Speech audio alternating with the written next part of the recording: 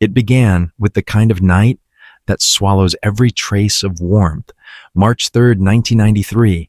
Frost clung stubbornly to the edges of mailboxes and power lines, and the Arkansas woods pressed in like a living thing, dense, breathless, unforgiving. The two girls seated side by side in a small blue car couldn't have known that the darkness beyond their headlights wasn't just shadows, but something deeper, something waiting. Their names were Tracy Jean McGee, 17, and her best friend, Angela Porter, 16. They were daughters of small towns, ordinary in every way that made them beloved honor roll students, part-time workers at the grocery store, the kind of girls who waved politely when passing neighbors. Their lives were tethered to routine school curfews, the same two-lane roads winding between farms and forgotten bridges. But on that cold March evening, routine was broken. They had left Tracy's home around 9:45 p.m. Climbing into the blue 1987 Honda Civic hatchback, her older brother had loaned them. Their plan was simple: drive to a friend's house for a short visit, maybe watch a movie, laugh about crushes, and come home before curfew. Nothing dangerous, nothing unusual, but the woods around Cypress Creek Road had a way of turning ordinary nights into something unrecognizable. The road slithered between half-flooded fields and tree lines where bare branches reached across the asphalt like fingers. When the Civic's headlights cut through the mist, the beams seemed to reveal not empty air, but dust, moisture, and a heavy presence pressing down on the car itself. The heater hummed against the windshield, blowing the faint smell of antifreeze and stale upholstery. Somewhere in the distance, a dog barked, once sharp and lonely, then stopped. Back in town, no one noticed the hours slipping. Tracy's mother assumed the girls were running late, but safe. Angela's father sat in his recliner, the TV flashing across his glasses, never imagining his daughter was already disappearing into silence. By 11:00 p.m., when the Civic should have returned, the stillness of their absence began to grow teeth. Phone calls went unanswered. The small house where the girls had planned to stop reported that they had never arrived. That single detail, never arrived, clamped down like ice on the family's hearts. Outside, the air tasted metallic, as if the earth itself was bracing for something unnatural. The families tried to convince themselves it was fine. A flat tire, maybe. The girls had likely pulled over somewhere safe. But Cypress Creek Road was not safe. Locals whispered of sharp curves where cars vanished into the black water of ditches and swollen rivers. The creeks there didn't reflect moonlight, they swallowed it. By midnight, denial was already collapsing. Tracy's mother, wrapped in her husband's oversized flannel jacket, drove the same winding road herself, headlights scanning every ditch, every bend, the steering wheel damp beneath her hands.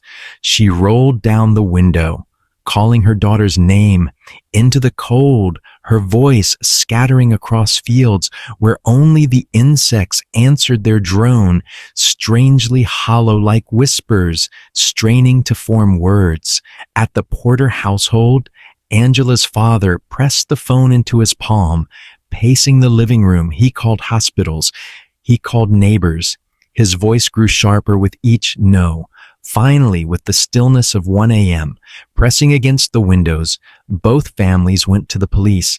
The dispatcher listened pen, scratching lazily at first, then pausing when the details sank in two minors responsible, unaccounted for a borrowed car, a night that offered no explanation. The sheriff's office sent out a deputy, his cruiser headlights bending across the same cursed road, his radio crackling with static, louder than any human voice. The first hours were hope wrapped in fear. Maybe the car had broken down. Maybe the girls had walked for help. But as the horizon paled toward dawn, the truth began to take shape in the family's bodies before it was spoken aloud. Something had gone terribly wrong. By sunrise, searchers combed the area. Volunteers walked shoulder to shoulder across muddy fields, boots sinking into cold earth that smelled of diesel and wet grass. Deputies dragged flashlights along the brush beams, catching fragments of glass bottles, a discarded hubcap, the shimmer of water pooled in low ditches. Every detail looked suspicious, and yet none of it led to the blue Honda Civic. The air grew heavy with panic. By the second day, posters with the girls' faces spread across telephone poles, the staples hammered in with trembling hands. Classmates sat in hallways at school, their voices hushed, their eyes darting toward the empty desks. Rumors began to take shape. Some swore they'd seen the car near a gas station. Past midnight, two girls laughing in the front seat, taillights fading into the dark. Others claimed the headlights had swerved near the old bridge by the river. None of the stories could be confirmed, but all of them left a bruise. At night, when the families tried to rest, the sounds of the woods bled into their dreams. The creak of tree limbs against the siding, the sudden knock of wind at the window, the faint reek of stagnant water carried on the breeze, each sensation pressed like a message they could not decode. Angela's mother once swore she woke to the sound of tires rolling across gravel outside her window, but when she pulled the curtains back, there was only emptiness. Days became weeks. The investigation stretched thinner. Theories twisted around themselves. Abduction, runaway, accident. The river was dragged, its surface broken by search boats, long hooks scraping through silt and tangled weeds. They pulled up tires, scrap metal, even the skeleton of a deer long drowned. But no car, no girls. Time was not merciful. By the end of the month, newspapers reduced the story to a column inch. The sheriff's department closed ranks, unwilling to call it foul play, but unable to dismiss it. For the families, every sunrise was another wound. The smell of morning coffee turned bitter. The sound of school buses passing their homes became unbearable. Silence pressed heavier with each passing day until it wasn't just absence anymore. It was an unrelenting presence. And Cypress Creek Road, with its suffocating shadows and endless bends, remained untouched. Locals drove it faster now, unwilling to linger, as if the pavement itself had swallowed the Honda whole. Parents warned their children, "Don't take that road after dark." Some claimed to see headlights in the corner of their vision. Late at night, a blue hatchback keeping pace in the reflection of their mirrors, vanishing when they turned their heads. 3 decades would pass before the truth finally surfaced. 30 years of a silence, of unanswered questions, of families growing older, while the night of March 3rd, 1993, remained suspended in time. 30 years before divers cutting through murky river water, their flashlights sweeping over mud and rust, would finally find what no one believed could remain hidden so long: the blue Honda Civic, the girls still inside. The river did not give up its secret easily. Its surface was brown and glassy that morning, a slow current winding between banks where cattails bent in the breeze.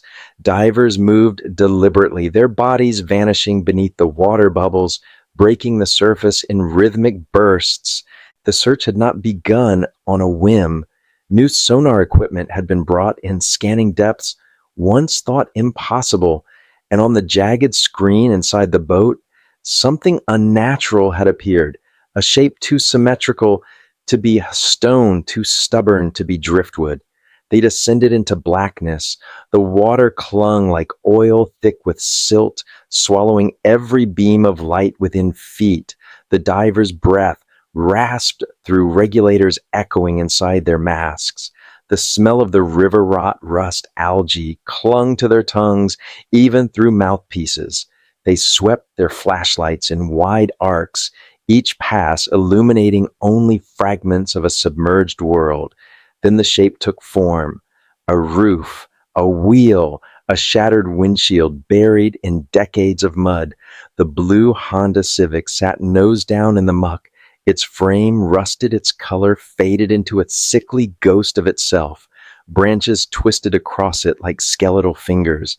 And inside, impossibly preserved in the silted dark, the faint outlines of two young girls still buckled in their seats. The divers froze their lights, trembling as if the water itself had begun to shock.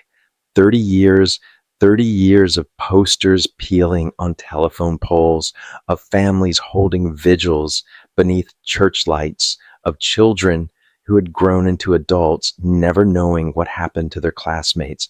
30 years of a car sitting silently beneath the current, no engine, no headlights, just a sealed tomb. On shore, the air turned electric as word spread. Officials moved quickly, sealing off the banks, whispering into radios. The families, those who were still alive, were told to come. Tracy's mother, older now, shoulders curved with the weight of decades, clutched her son's arm as if it were the only thing anchoring her to the earth. Angela's father walked stiffly each step, measured as if afraid the ground itself might give way. When the car broke, the surface lifted by cables, groaning under its weight, the river screamed through its cracks, pouring mud and weeds back into the water below. Cameras flashed, reporters shouted, but the families heard nothing. They saw only the blue Civic dripping, broken their daughter's final journey suspended before them. The smell of the river intensified, heavy with mildew metal and decay. Some swore the air itself turned colder when the car emerged, as though the river mourned what it could no longer keep. But before that moment, there had been 30 years of hollow anniversaries, empty chairs at graduations, unanswered questions that festered into obsession. The families lived in cycles of denial and hope. Some days they convinced themselves the girls had run away, starting new lives somewhere unknown. Other days, reality choked the breath from their lungs. The car had gone into the river, and no one had found it because no one wanted to look closely enough. The town, once unified in its search, grew quiet with time. New tragedies rose, old ones faded. But for those who loved Tracy and Angela, the silence was unbearable. Tracy's mother often drove to the same stretch of road, parking near the bridge, listening to the river churn beneath. Some nights she swore she heard laughter in the water, two girls talking over the hum of a heater, their words carried off before she could make them out. Angela's father never replaced the phone line, in his house, convinced she might call someday. When storms swept through, knocking out electricity, he lit candles and sat by the receiver waiting. Detectives who once promised answers retired. Boxes of reports gathered dust in the sheriff's office basement. The evidence, what little there was, felt almost cruel in its incompleteness. Tire tracks in the mud that led nowhere, a half-heard witness account, a scrap of blue paint found on a guardrail, but never confirmed. The environment itself had conspired against them. Cypress Creek Road washed away details with every rainfall, buried secrets in mud, rewrote the landscape season after season. Even the air seemed complicit, thick with humidity. That rotted paper blurred ink, corroded memory. And yet through all the silence, denial never fully surrendered.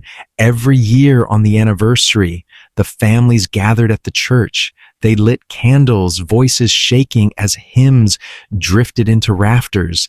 The wax dripped onto their hands, burning just enough to remind them they were still alive, even if their daughters were not. Neighbors avoided eye contact, uncertain whether to offer sympathy or step aside. It was easier sometimes to pretend the girls had simply slipped out of time rather than admit the town itself had failed to find them. The search had not been constant, but it never fully ended. A few hunters claimed to see the glint of metal beneath the water on fog-heavy mornings, but when deputies checked, there was nothing.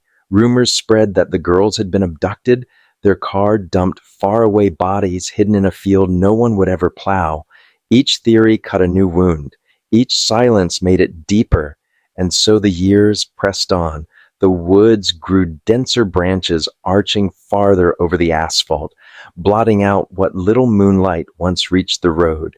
The river swelled with floods and receded with droughts, but it never revealed its captive. The town aged. New children grew up hearing the story of the missing girls as a kind of warning, a ghost tale whispered at sleepovers. Don't drive down Cypress Creek after dark. Don't trust the quiet in the woods. Some believed the girls were still out there wandering, the tree-lined headlights flashing in mirrors. When the car was finally raised from the depths, 30 years later, that folklore collided with reality. The rusted hatchback was no ghost. The bones inside were no story. The truth was heavier than the river that had held it, and yet it was only a partial truth, because questions did not dissolve with the water dripping from the Civic's frame. They multiplied. Why had no one searched that exact bend with precision? Why had sonar never been brought sooner? Did someone force the girls off the road that night? Or had they swerved disoriented in the fog, the headlights of an approaching truck blinding them into silence? The recovered evidence gave no clean answers. The investigators who stood on the bank watching mud slide from the car doors knew the families would never get the kind of closure they deserved.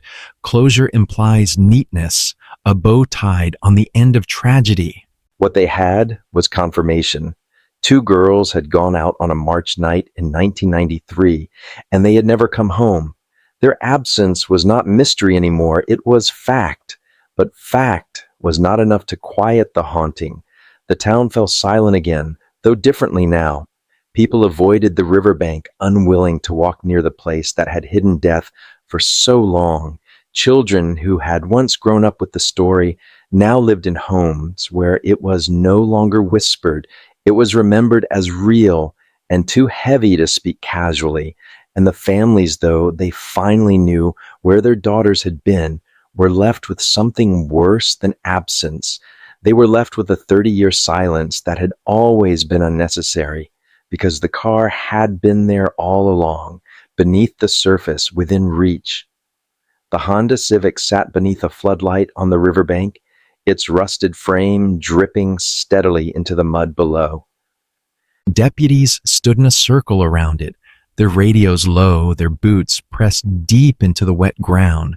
The smell rising from the car was unlike anything else, river mud and mildew laced with the sour trace of decay, a scent that clung to their clothes and seemed to follow them into the night. The doors had to be pried open. Metal screamed in protest hinges, fused by decades underwater. When the first door gave way, the silence that fell over the crowd was almost unbearable. Inside, time had done its worst. The interior was coated in silt. The fabric rotted into tatters, the dashboard warped. A thin film of algae traced ghostly patterns across the glass. And in the seats, the girls, reduced now to bones, held together by fragments of cloth. Tracy in the passenger seat, Angela behind the wheel. Seatbelts still crossed their rib cages. Their hands rested unnaturally in their laps, as though frozen mid-gesture, caught forever in a single moment. The investigators who leaned in would never forget the sight, not because of the horror, but because of the strange stillness, the quiet dignity that radiated even from remains. Forensic teams moved carefully. Each bone was documented, each fragment of clothing sealed in evidence bags. The divers who had first touched the car refused to speak their faces. Pale lips pressed into tight lines. One deputy turned away and retched into the grass. Another lit a cigarette, his hand trembling too hard to bring the lighter close. As they worked, details began to whisper their way into the investigation. The keys were still in the ignition. The gear shift sat in neutral. The driver's window was cracked halfway down, as though Angela had been reaching for air or speaking to someone outside just before the plunge. The headlights' wiring had corroded, but traces showed they had been on at the moment of impact. In the back seat, under layers of silt, lay a single cassette tape in its plastic case. The label was handwritten, Spring Mix 93. That tape, swollen and ruined, seemed to speak louder than any official report. These were not girls who planned to vanish. These were girls who were still making mixtapes, who still thought in terms of weekends and crushes and songs played too loud through cheap car speakers. The Civic itself told another story. Its front end bore deep scratches across the fender gouges that no one could easily explain. Some suggested it struck rocks on the way down. Others thought the marks looked different, sharper, more deliberate, as though another vehicle had forced contact. On the passenger side door, faint scrapes of white paint clung stubbornly to the rust, an intrusion from something that had collided with them just before the descent. Investigators cataloged it all, but the questions only multiplied. If it had been an accident, why hadn't the river revealed its secret sooner? Why had the drag lines missed this very bend again and again for decades? Why did witnesses in 1993 swear they saw the girls miles from this spot, long after they should have been gone? The environment seemed almost complicit. The river had hidden them too well, covering the car with branches, weaving weeds through the undercarriage, smothering windows with silt. Sonar scans in earlier years had passed over this exact location, and somehow the Civic had blended seamlessly into the floor, a phantom shape, indistinguishable from debris. It was as if the earth itself had decided to keep the girls. The families were shielded from the worst of the recovery, but word seeped in regardless. Tracy's mother sat in a folding chair near the bank, her eyes fixed on the Civic's shattered windshield. She did not cry. She only whispered her daughter's name again and again until her voice cracked and collapsed into silence. Angela's father stood with his hands in his pockets, shoulders locked, staring at the gear shift visible through the open door. Later, he would tell a reporter that seeing the car felt like seeing a coffin being pulled straight from the riverbed 30 years late. News spread fast. By nightfall, television trucks lined the dirt road, their spotlights cutting through the trees, their voices practiced and careful. 30 years later, a mystery is solved. That's what they said. Solved. But the families knew better. Nothing had been solved. The car was found, the girls recovered, but the truth, the why, still hung suspended in the air like smoke that refused to dissipate. In the days that followed, the coroner's office worked quietly. Autopsies were limited, the remains too fragile, too degraded. Still, some things could be determined. Neither girl had injuries consistent with a violent struggle inside the car. Both appeared to have drowned. Toxicology tests revealed nothing conclusive after so many years. Official cause of death, accidental drowning, case closed. But for the families, the verdict felt like a betrayal. Too simple, too dismissive, too neat for 30 years of torment. Angela's father asked why the white paint marks were never explained. Tracy's brother demanded to know why searchers in 1993 hadn't scoured that exact bend with dogs and divers. Neighbors who once whispered theories returned to them louder, now convinced the accident explanation was just a convenient shield. Some swore the girls had been run off the road by another car, maybe someone who'd been drinking, who panicked and left them to die. Others believed it was darker, that the girls had encountered someone who didn't want them to leave that road alive. The cracked driver's side window became the center of speculation. Why was it open? Who had Angela been speaking to? What words had been exchanged in those final moments, lost forever in the churn of water and time? At night, the families tried to rest, but the discovery brought no peace. Dreams returned, sharper than before. Tracy's mother woke to the smell of mildew in her bedroom, convinced the river's damp breath had followed her home. Angela's father swore he heard the faint whine of tires on wet pavement outside his window, headlights sweeping briefly across the walls, vanishing before he could reach the curtain. The environment refused to let go, pressing in, as though the world itself wanted them to keep reliving the night of March 3rd, 1993. The town held a vigil near the bridge, candles flickering in cold wind. Hundreds gathered voices hushed the sound of the river, loud beneath their feet. Someone sang a hymn, but it faltered when others began to weep. The candles guttered out one by one, their smoke curling upward into darkness. When the vigil ended, few lingered. The road felt hostile, the trees leaning too close, the air tasting of iron and stagnant water.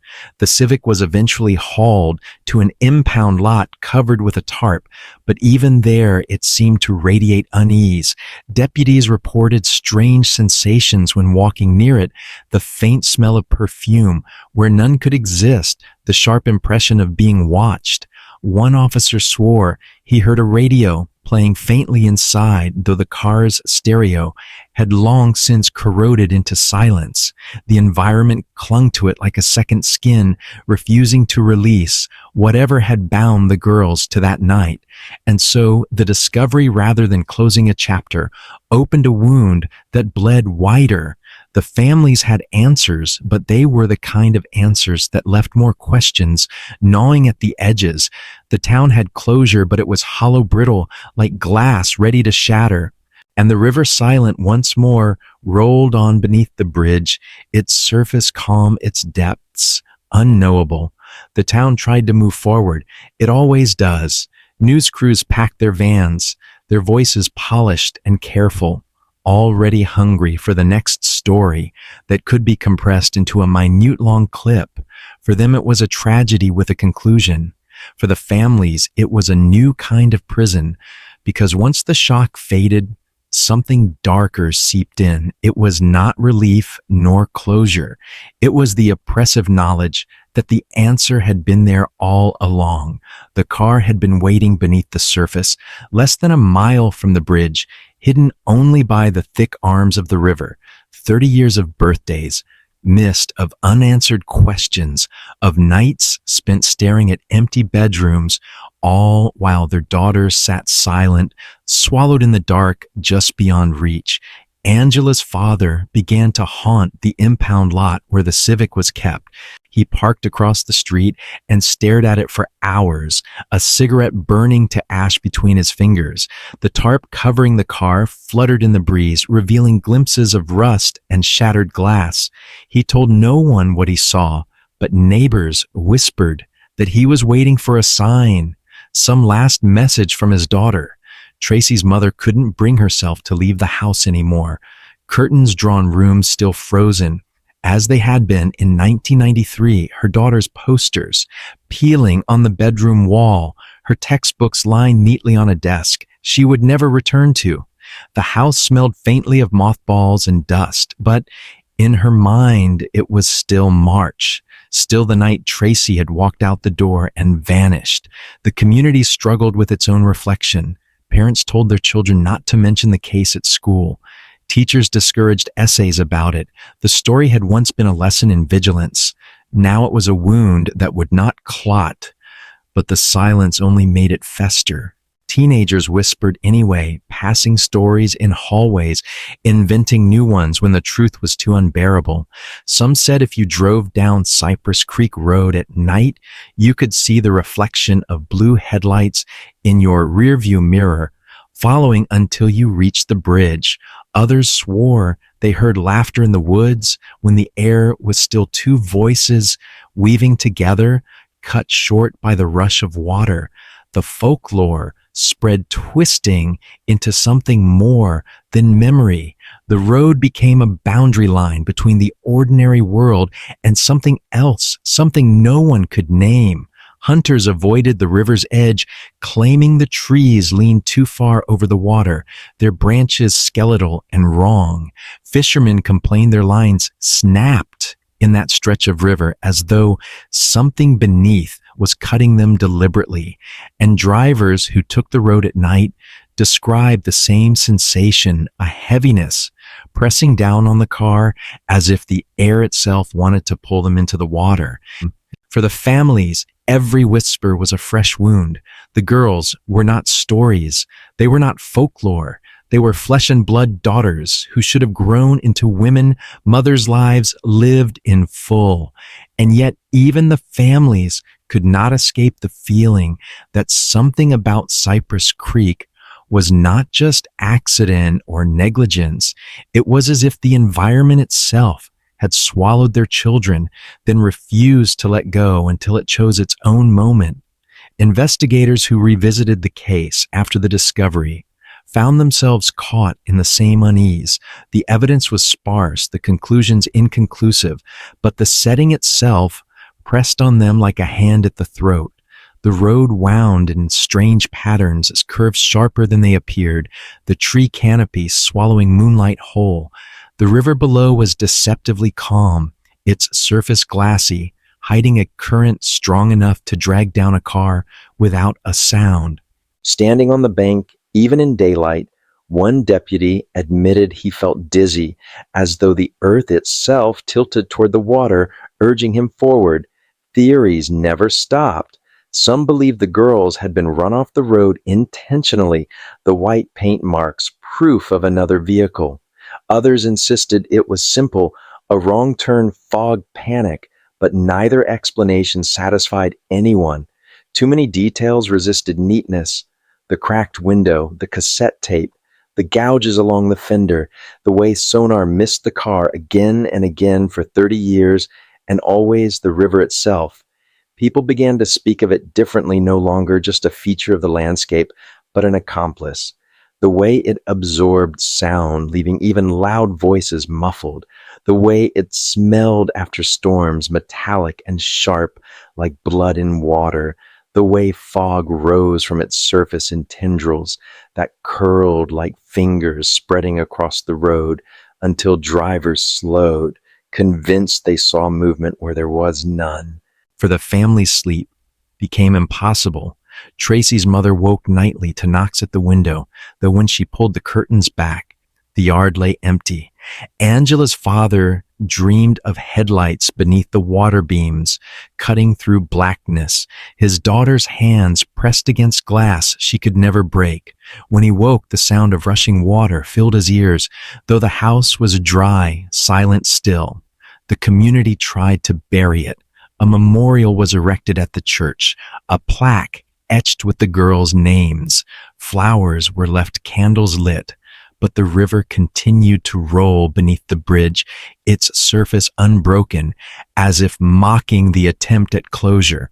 Some nights, strangers drove from other towns just to see the place parking along the shoulder headlights, off waiting for something they couldn't name. Most left quickly, shaken by the silence, unwilling to admit that the darkness felt alive. The impound lot eventually released the Civic to the families, but no one wanted it. The car was stripped for evidence, then quietly crushed, the metal compacted into silence. But even that felt insufficient, as though the river had left a stain that could not be erased. Those who touched the wreck reported a strange sensation like cold water running across their skin. One worker swore he heard a girl's voice humming faintly as the car was fed into the crusher, a sound that vanished beneath the roar of machinery. And so the story settled, but not peacefully. The families carried their grief like a second skeleton, invisible but always present.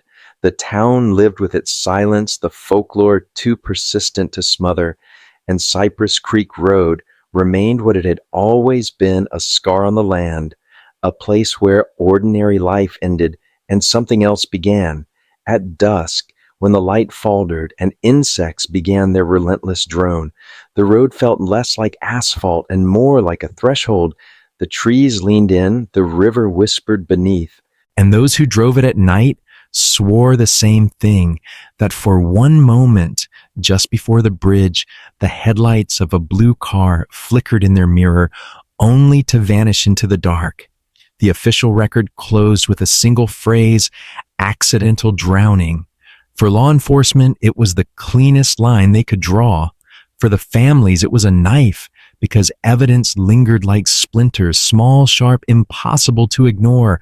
The white paint streaked along the Civic's passenger door, the jagged scratches cutting across the front bumper, the cracked driver's side window, lowered halfway, letting in the smell of the river, letting out a final breath. None of these details aligned with the neat conclusion printed on the coroner's report. They belonged to another story, one too uncomfortable, too complex to place on paper, and so they hung in the air, instead circling the families like flies over an open wound. Detectives who revisited the files after the car's discovery found themselves caught in its gravity. They spread maps across tables, tracing routes, circling witness statements from 1993. One note described headlights swerving near the old bridge just before midnight. Another claimed two girls, matching the description, had been seen at a gas station 15 miles away, laughing alive after the time investigators believed they'd already gone into the water. Conflicting, confusing, impossible. And yet together, they painted a picture that gnawed at the mind. What if the girls weren't alone? What if someone followed? What if the road wasn't empty at all that night? Angela's father begged for answers, pacing the sheriff's lobby until deputies stopped meeting his eyes. He slammed his fist against the counter, demanding they tell him why paint samples were never matched, why searchers missed the bend where his daughter had drowned, why the car sat unseen while his family aged 30 years without her. The sheriff offered apologies, but apologies were brittle. They cracked beneath the weight of grief. Tracy's mother grew quieter. She sat at the kitchen table, with her daughter's yearbook open in front of her fingertips, pressed against the glossy photographs. At night, she whispered into the silence, asking questions no one could answer. Did Tracy scream when the car went under? Did she hold Angela's hand? Did the water fill the car slowly, giving them seconds to pray? Or did it rush in all at once, swallowing them before they could think? These questions burned through her chest, each one another reminder that 30 years had been wasted searching for what was always there. The community avoided the subject. They wanted it finished closed. But Cypress Creek Road didn't let them forget. Drivers reported a strange pull on the wheel near the bend, as if the car wanted to drift toward the water. Hunters swore they saw a shadow of a vehicle beneath the surface, even after the Civic was removed, a blue shimmer vanishing when they blinked. One teenager crashed his truck into a ditch after swerving at what he described as two girls walking in the road. When rescuers arrived, the road was empty. The folklore deepened, swallowing fact and fiction together. People said the river was cursed, that it wanted to keep what it took. Others whispered that something in the woods stalked the road at night, choosing victims, forcing them into the current. Rational minds dismissed it, but even the skeptics admitted there was something unnatural in the silence of that stretch of asphalt, the way insects hushed as you drove the way. Fog rose suddenly from the water like breath. Investigators pressed into the evidence anyway. Forensic analysis of the paint streak showed it belonged to a large vehicle, possibly a truck. But no trucks matching the description had been reported damaged in 1993. The scratches across the fender matched neither rocks nor branches along the riverbank. They looked more like impact, as though another bumper had shoved them forward. Still without eyewitnesses, without confessions, the case remained frozen. And so, the official story stayed what it always had been. Two teenage girls lost control on a cold March night, their car sliding into the river where it remained hidden for 3 decades. An accident, nothing more, but the families knew better. They knew because grief has a way of sharpening instincts, of forcing you to feel what cannot be proven. Angela's father swore he could still smell diesel on the night air when he visited the bridge, faint but undeniable. Tracy's mother said she heard echoes when she walked the road, not just her own steps, but the sound of two girls walking ahead, always just out of reach. The environment itself seemed to conspire against them, pressing down harder the closer they drew to the truth. Deputies reported radios crackling with static near the bridge, their voices drowned out by distortion until they drove farther away. A deputy once left his cruiser idling by the water's edge, only to return and find his headlights dimmed, his battery drained, though the car was barely a year old. The place drained more than electricity. It drained certainty, logic, safety. And so the questions only multiplied. Why had the girl's final journey been swallowed so completely? Why did 30 years of searches yield nothing until new technology happened to stumble upon the Civic's shadow? Why did every detail resist explanation? The truth began to feel less like a puzzle and more like a presence, something that lived in the water, in the trees, in the asphalt itself, a force that consumed not by violence, but by silence, erasing traces, eroding memories, replacing fact with whispers. It had taken Tracy and Angela, and for 30 years, it had fed on their absence. When the families gathered for what they called the final vigil, the church was full but hushed. Candles lit the air with a soft glow, but the shadows seemed deeper than light could push back. The pastor spoke of peace, of closure, of daughters returned at last, but his words faltered beneath the sound of the river outside, carrying through the walls, steady and endless. Angela's father did not bow his head. He stared at the wooden floor jaw, locked his hands clenched. Tracy's mother clutched a photograph to her chest, her lips moving silently as though repeating her daughter's name, the crowd saying, voices trembling. But the air itself seemed to resist the sound, muffling it, swallowing it whole. When the vigil ended, people filed out into the night. The air smelled of damp earth and rust. The insects were quiet, and from the direction of Cypress Creek Road, a thin mist drifted, curling into the parking lot, wrapping around ankles and shoulders like unseen hands. Some paused, shivering, swearing. They heard the faint echo of a car door, slamming, the hum of an engine that could not possibly be running. Others walked faster, unwilling to look back.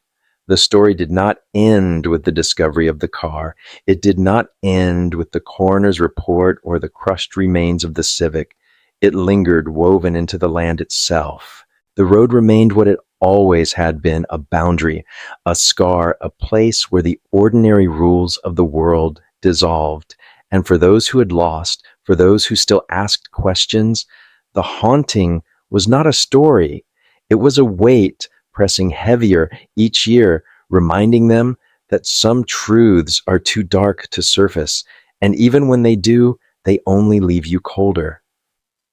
The car was gone from the riverbank, now hauled out in rusted pieces, cataloged and filed away into evidence. Yet the void it left behind was louder than metal. The water no longer hid the Civic, but it kept its secrets anyway, rippling across the surface, reflecting the pale light of the moon, as if daring anyone to peer deeper.